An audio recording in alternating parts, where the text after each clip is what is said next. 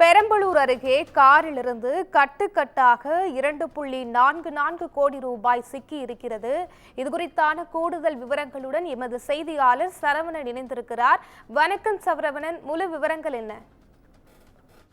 வணக்கம் பவித்ரா. தமிழகத்தில் சட்டமன்ற தேர்தல் நாளை மறுநாள் நடைபெற உள்ள நிலையில் பணப்பட்டுவாடாவை தடுக்கும் விதமாக தேர்தல் பறக்கும் படையினர் தீவிர கண்காணிப்பில் ஈடுபட்டு வருகின்றனர். இந்த நிலையில் பெரம்பலூர் அருகே செங்குணம் கிராமத்தில் நேற்று இரவு சுமார் 11:30 மணி அளவில் கலால் மேற்பார்வை அலுவலர் பழனிச்செல்வன் தலைமையிலான தேர்தல் பறக்கும் படையினர் தீவிர வாகன சோதனையில் ஈடுபட்டிருந்தனர். அப்போது கீழப்புலியூர் கிராமத்தைச் சேர்ந்த ராஜேஷ் கிருஷ்ணன் என்பவர் ஊட்டி வந்த காரை தேர்தல் பறக்கும் படையினர் சோதனையிட்ட போது அந்த காரில் 5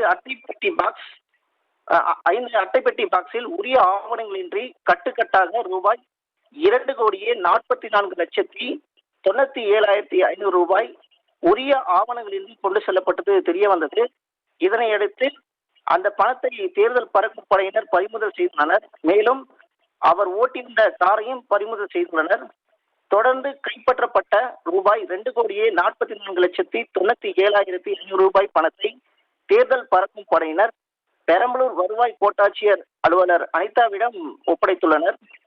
மேலும் கோடிக்கணக்கில் பணம் கைப்பற்றப்பட்டதால் வருமான வரித்துறையினர் விசாரணை நடத்த உள்ளதாக தகவல் வெளியாகி இருக்கிறது. மேலும் காரில் ராஜேஷ் கிருஷ்ணனுடன் திமுக நிர்வாகி ஜெயராமன் இருந்ததாக கூறப்படும் நிலையில் தேர்தல் நேரத்தில் பணப்பட்டுவாடா செய்ய பணம் கொண்டு செல்லப்பட்டதா என்றும் விசாரணை நடைபெற்று வருகிறது.